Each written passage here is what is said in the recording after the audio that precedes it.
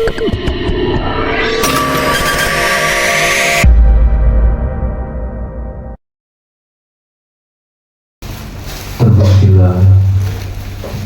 Sang Buddha yang Maha Suci yang telah mencapai pencerahan sempurna. Terpujilah Sang Buddha yang Maha Suci yang telah mencapai pencerahan sempurna. Terpujilah Sang Buddha yang Maha Suci yang telah mencapai pencerahan sempurna. Sangga yang saya muliakan, upasaka wanita, Bapak Ibu dan saudara-saudara sedama, terimalah salam kasih dalam nama Namo Sang Hyang Adi Budaya, Namo Buddhaya. Ya, suatu karma baik karena di pagi hari ini kita semua masih dapat bersama-sama merasakan kesehatan, kebahagiaan, dan punya kesempatan untuk bersama-sama kembali mengingat tentang pesan-pesan dari leluhur kita dan nenek moyang kita tentang pentingnya kita mengingat kembali kebajikan-kebajikan atau jasa-jasa yang telah dilakukan oleh nenek moyang dan leluhur kita, dan kita mengingat kembali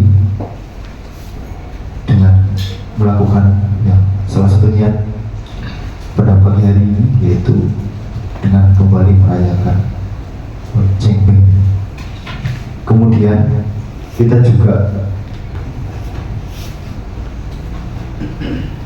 mengingat kembali tentang pesan Buddha di dalam Sigala Sutta tentang tugas dan kewajiban anak kepada orang tua. Yang pertama yaitu merawat orang tua, kemudian membantu urusan orang tua, kemudian menjaga nama baik orang tua, kemudian menjaga warisan dan kekayaan dan melakukan pelimpahan. Dan setelah orang tua meninggal, kita wajib melakukan pelimpahan jasa. Nah, berkaitan tentang menjaga warisan atau kekayaan, kebaikan-kebaikan, kita mengingat kembali tentang jasa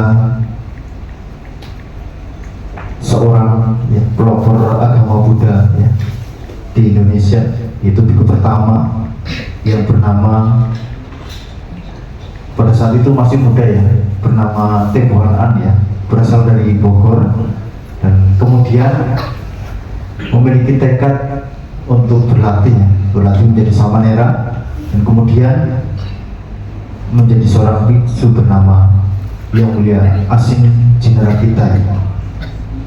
Dan kita wajib juga mengenang jasa-jasa beliau salah satunya yaitu kita saat ini dapat berkegiatan dengan tenang dan aman, salah satunya berkat jasa pendahulu kita tentunya, karena di Indonesia itu wajib memenuhi Pancasila pertama, sila yang pertama yaitu ketuhanan yang Maha Esa. Dan pada saat itu Bapak Dr. Cornelis Bogor ditanya oleh staf pemerintah, apa nama Tuhan di dalam agama Buddha? Bapak Cornelis Bogor menjawab, yaitu Sang Hyang Adi Buddha. Nah, kalimat ini yang menjadi penyelamat agama Buddha, karena setelah sekian lama terutama agama Buddha tenggelam dan kembali bangkit dan diakui kembali oleh pemerintah, dan hari raya nasional Waisak diperingati dan dinobatkan sebagai hari nasional oleh di zaman era Presiden Abdurrahman Wahid. Dan ini merupakan jasa-jasa yang perlu kita ingat ya, ingat kembali. Nah, bagaimana caranya? Yaitu dengan ya, melakukan wujud bakti mulia kepada leluhur ya. Nah, perlu kita pahami bersama bahwa dalam hal ini kita harus paham ya urutan kesejarahan terutama yang akan saya jelaskan tentang makna dari Cengbeng ya. Kita mulai ya dari saya kan kurang lebih gambarannya seperti ini, yaitu alur penjelasan Cengbeng dari masa ke masa ya, dari mulai tradisi India kuno, kemudian tradisi Tionghoa, kemudian tradisi Bali kuno, tradisi Majapahit hingga tradisi Jawa Baru ya. Nah, selanjutnya, nah kurang lebih gambarannya seperti ini ya, saya akan menjelaskan gambar. Nah, di dalam tradisi Bali kuno, di dalam tradisi India kuno ya, yaitu terdapat di dalam Winaya Pitaka. Di dalam Winaya Pitaka ada sebuah cerita mengenai seorang biku ya, yang tinggal di sebuah area pemakaman ya. Tempatnya mirip kuburan, hanya saja jenazah di sana tidak dikubur ya. Jenazah orang yang itu apa? Yang berkasta tinggi itu dikremasi, dan tetapi jenazah yang rakyat biasa itu digeletakkan begitu saja ya, dan tinggalkan dan hingga dimakan oleh binatang hingga membusuk ya. Nah, di sini ada biku yang mempraktekkan pertapaan yang keras ya.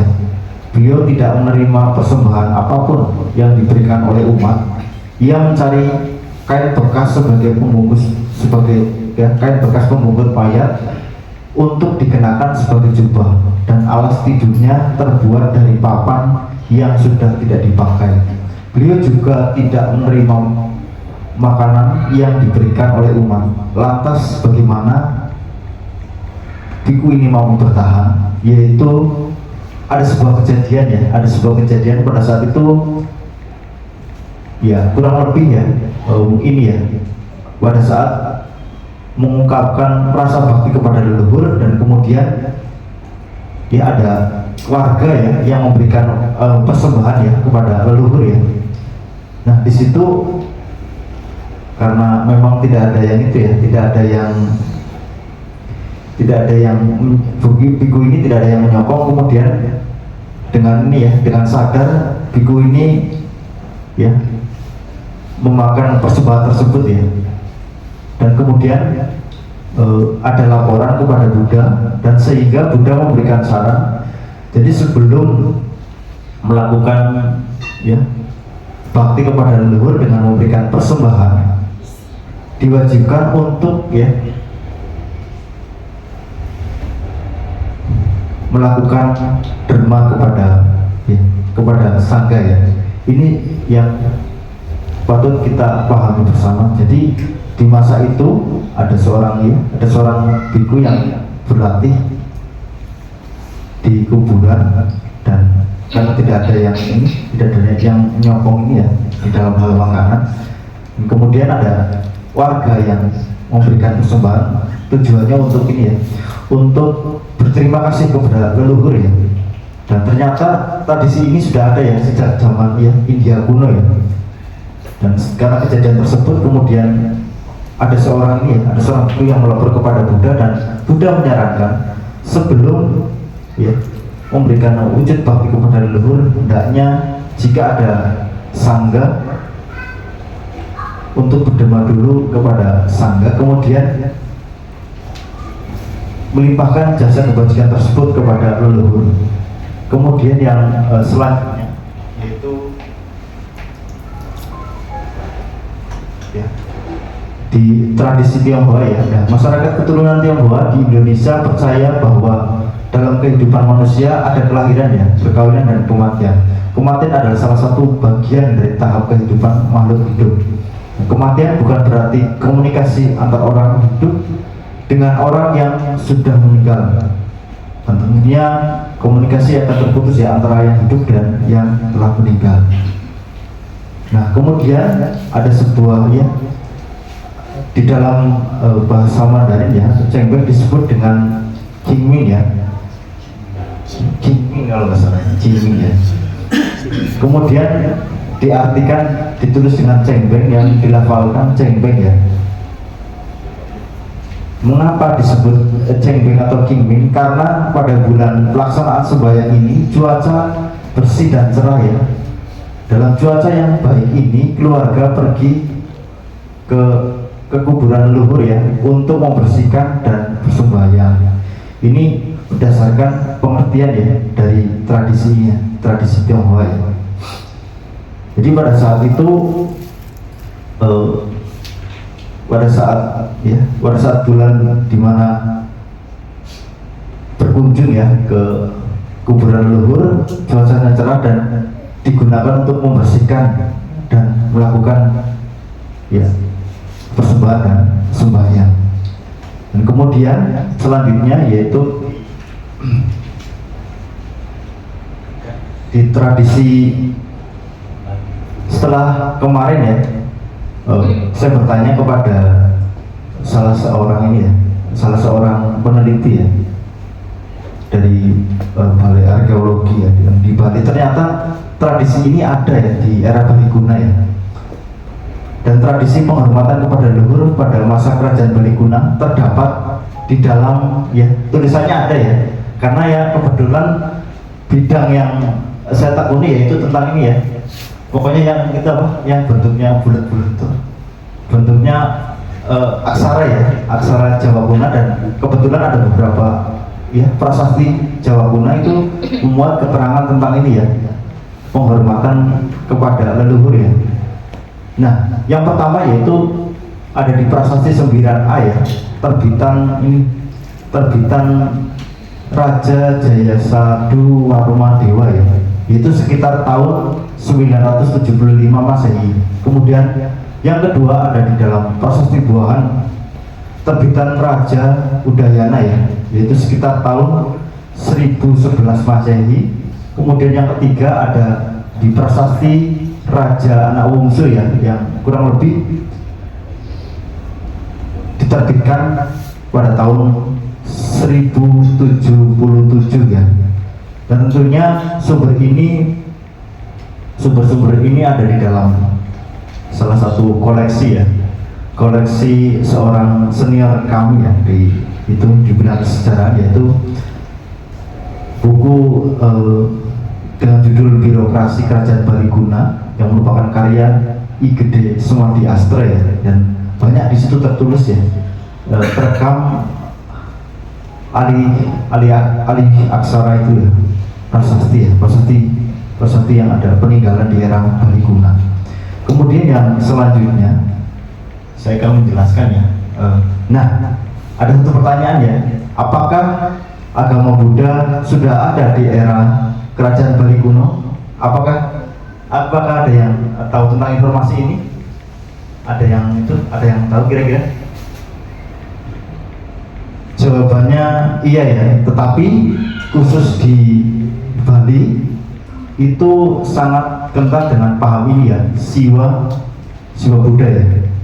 Dan ini ada di dalam ini ya, ada di dalam ini prasastinya, namanya prasasti Landih, prasasti Landih A, yang ditemukan di desa Nongan ya, di Karangas.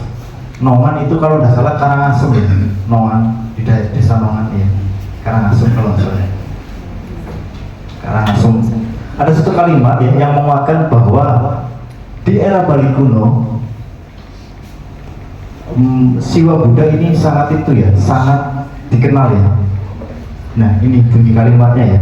Dalam prasasti Landi yang ditemukan di desa Nongan terdapat kalimat ya tentang paham ini siwa Buddha ya. Itu di bait terakhir ya. Di bait terakhir prasasti tersebut ada kalimat nama siwaya namo Buddhaya. Dan ini yang merupakan kenapa saya sampai karena ada beberapa teman-teman itu memberikan informasi tentang ini ya. Jadi di dalam nanti seumpama kalau itu tolong dikoreksi ya. Jadi di setiap upacara besar di Bali terutama ya, jadi wajib ada dua ya, ada dua sulinggi ya. Yang pertama yaitu sulinggi Siwa dan yang terakhir itu sulinggi Buddha ya. Jadi yang Siwa ini biasanya pembuka ya, dan yang untuk muput itu biasanya sulinggi dari Buddha ya. Itu ya kurang lebih penjelasannya seperti itu ya. Jadi di Bali sendiri ada ya, paham ya, Siwa Buddha itu sudah ada sejak era Bali kuno. Kalau tidak salah ini eranya ini ya, raja pertama Bali yaitu Raja Sri Kesari Warmadewa di era itu kurang lebih. Dan sumber ini dari mana? Yaitu buku karya itu Ike Desmedi Astra ya, yang judulnya Birokrasi Bali Kuno. Kemudian yang selanjutnya saya akan menjelaskan tentang di mana saja ya ada ini. Nah ini ya, karena di bidang saya ini kayak gini nih, bidang saya terutama gini ya, keaksaraan ya. Nah di prasasti ini ya, di prasasti 9A 9A2 terbitan Raja Jaya Sadu Warmadewa. Keterangannya sebagai berikut. Di dalam prasasti ini menjelaskan tentang pemeliharaan kuburan ya, atau pendem ya, yang merupakan ayah dari Jaya Sadu Warmadewa di Baleswara Bungkulan. Pokoknya di daerah itu ya. Kemudian di mana lagi? Kemudian yang kedua yaitu ada di prasasti Buahan Ayah yang merupakan terbitan dari Raja Udayana ya. Nah di dalam prasasti ini menjelaskan tentang pendermaan ya, pendermaan raja sebelumnya ya di daerah Nusa Dua. Jadi dulu di era terutama kerajaan ya, jadi raja itu pasti ada pendermaannya ya, bisa berupa candi, bisa berupa ini ya, bisa berupa candi dan bisa berupa bentuk atau ya biasanya si candi ya. Salah satu contohnya di Jawa Timur ya, yang saya lihat itu di Candi Jawi. Candi Jawi merupakan salah satu pendermaan ya dari Raja Singhasari ya, yaitu Raja Kertanegara Penghormatan. Kemudian yang selanjutnya ada di prasasti ini ya, karena prasastinya belum ketemu jadi saya tidak tampilkan ya. Yang selanjutnya ada di dalam prasasti Raja terbitan anak bungsu ya. Nah di dalam prasasti ini menjelaskan tentang orang tua Raja Anak Wungsu yang didarmakan di Buruan dan Banyuka.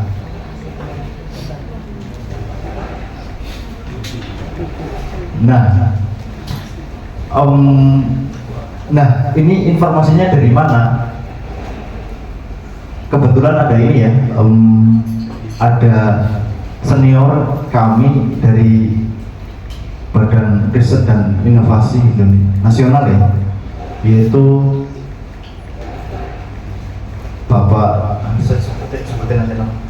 Bapak Igusti Suwarbawo ya, yang itu merupakan peneliti senior. Jadi ini sebenarnya informasinya dari beliau semua. Saya sempat tanya kemarin di wawancara sehingga mendapatkan informasi ini.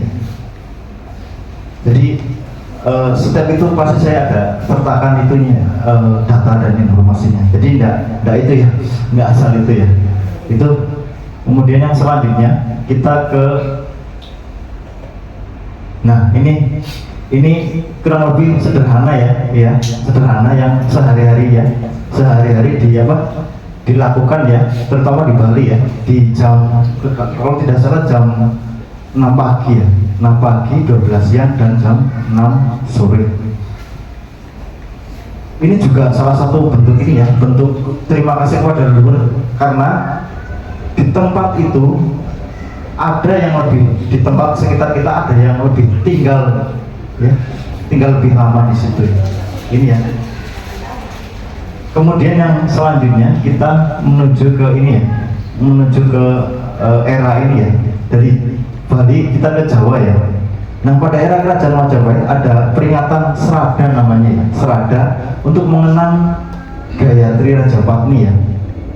Nah, ini sumbernya ada ya di buku Pararaton dan buku Negara Kertagama ya. Maaf, itu tulisannya Desawarnana sebenarnya ya, bukan Dasawarna ya, tapi Desawarnana. Maaf, saya salah tulis ya.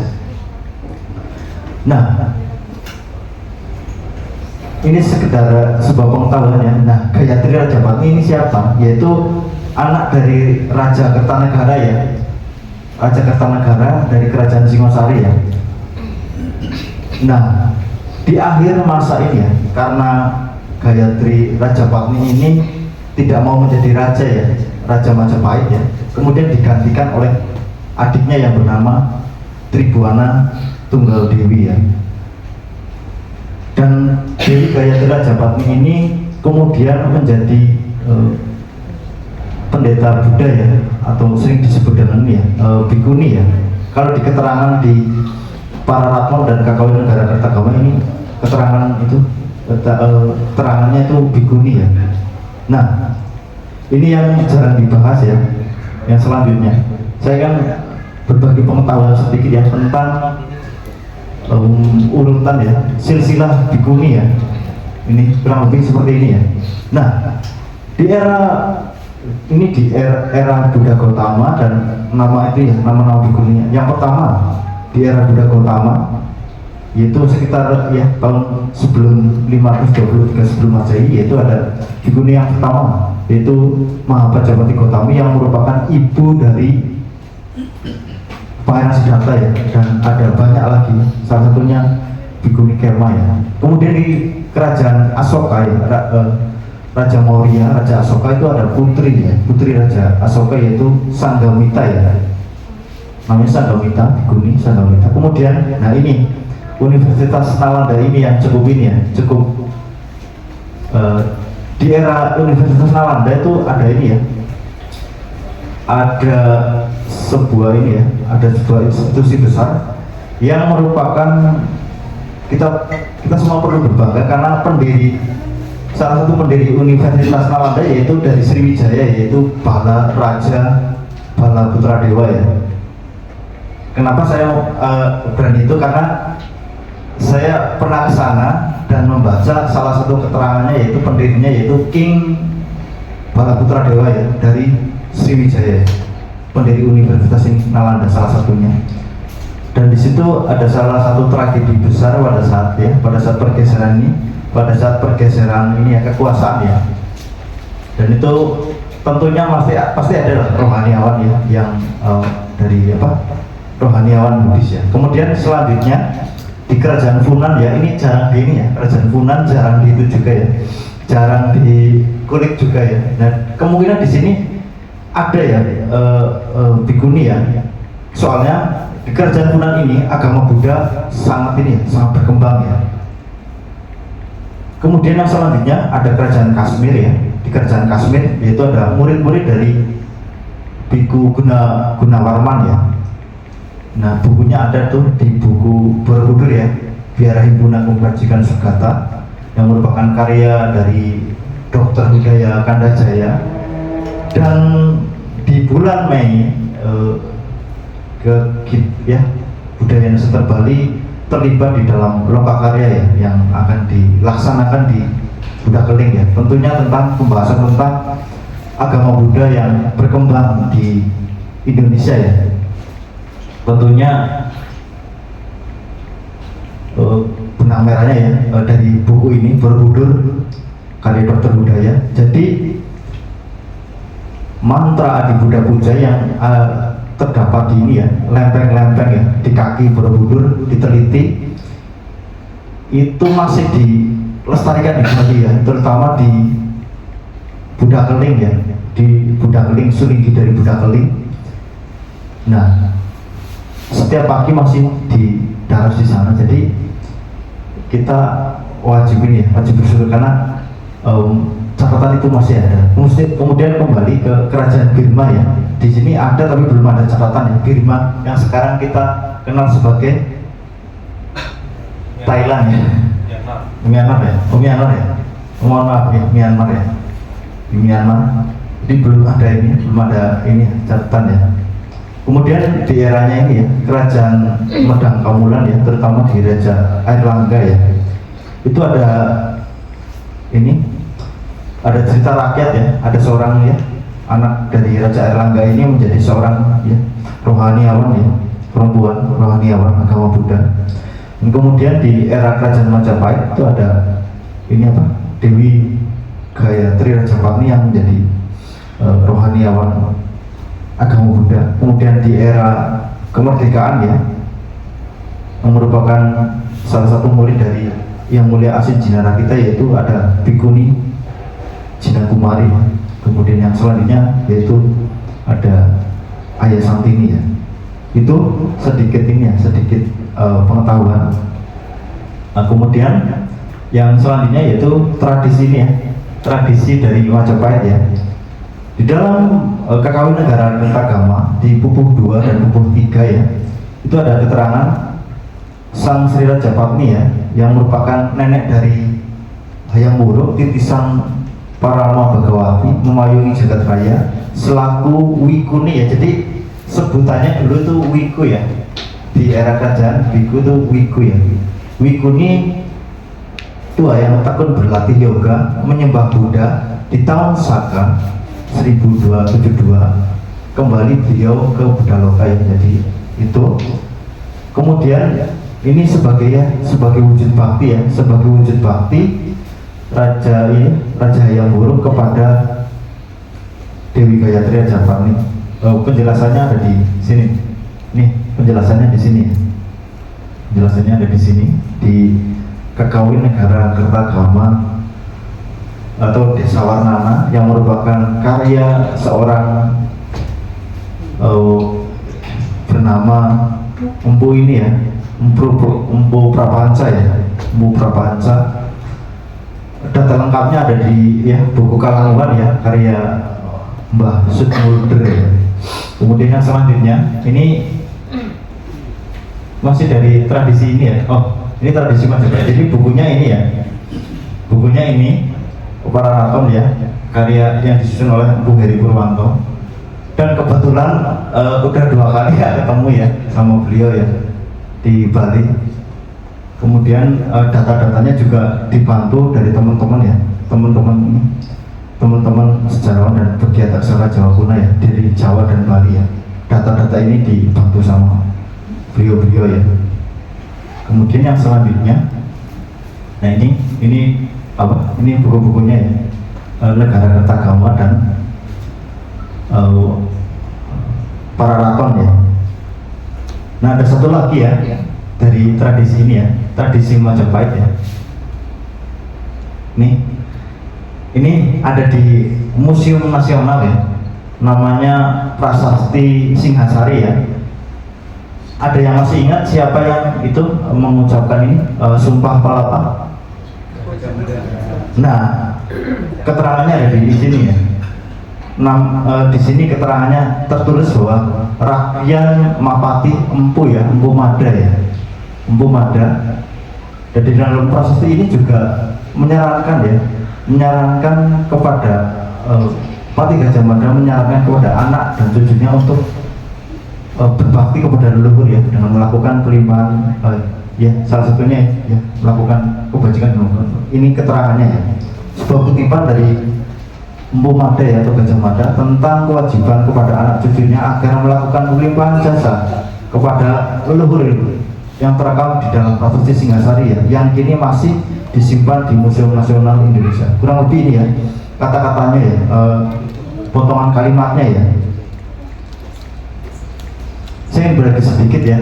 Di sini ada tulisan tentang ini ya, Rakyan Mapati Empu Mada ya. Rakyan ini pejabat kerajaan artinya ya, bahasa Jawa kuno ya. Kemudian,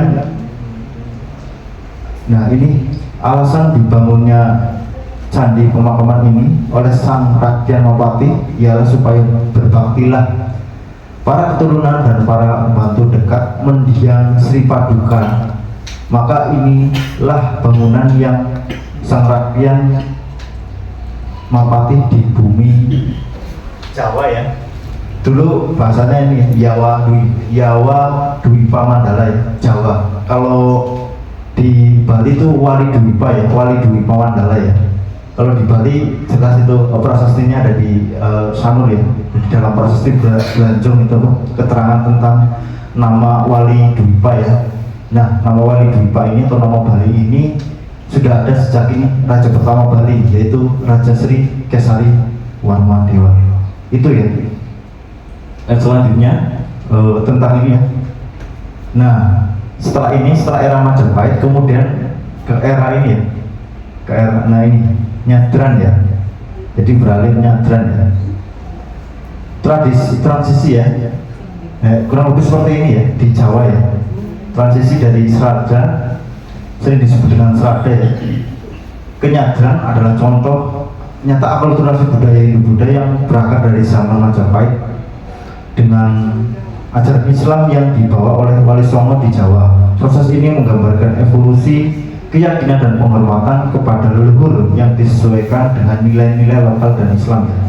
Nah, esensinya Nyadran memiliki ya sama dengan ya melakukan kebajikan dan kemudian melimpahkan jasa kepada leluhur, yaitu berbuat baik untuk dilimpahkan jasa kebajikan yang dilakukan kepada leluhur. Kemudian yang selanjutnya, masih ada kesimpulan ya, yaitu intinya di sini di peringatan ini yaitu melakukan kebajikan. Setelah melakukan kebajikan kemudian melimpahkan jasa kebajikan kepada leluhur ya. Itu yang selanjutnya ini referensinya ya, jadi cukup hampir ya, banyak ini ya. Jadi setiap itu pasti ada referensinya ya.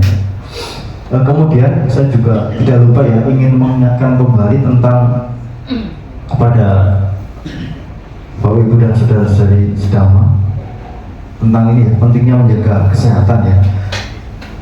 Karena kesehatan ini untuk saat ini perlu dijaga, kita ya, perlu dijaga dengan baik agar dapat ya berkegiatan dengan baik ya. Setelah kita sehat, maka kita akan memunculkan kebahagiaan. Dan di dalam menjaga kesehatan tersebut kita wajib membagi waktu dalam sehari menjadi 3 waktu ya. Yang pertama yaitu ada waktu untuk serius ya, bagi berumah tangga dan para pelajar digunakan untuk bekerja dan belajar ya. Kemudian ada waktu untuk ini ya, istirahat tentunya, dan yang terakhir ada waktu untuk jeda. Waktu jeda kita gunakan untuk seperti tadi ya, hening sejenak walaupun hanya beberapa menit, itu sangat penting ya. Kemudian terkait dengan pola makan, yaitu memakan yang dibutuhkan oleh tubuh, memakan dan meminum yang dibutuhkan oleh tubuh. Kurang lebih demikian ya yang dapat saya sampaikan. Kurang dan lebihnya saya ucapkan terima kasih. Selamat pagi, Namo Sang Yang Adi Budaya, Namo Buddhaya.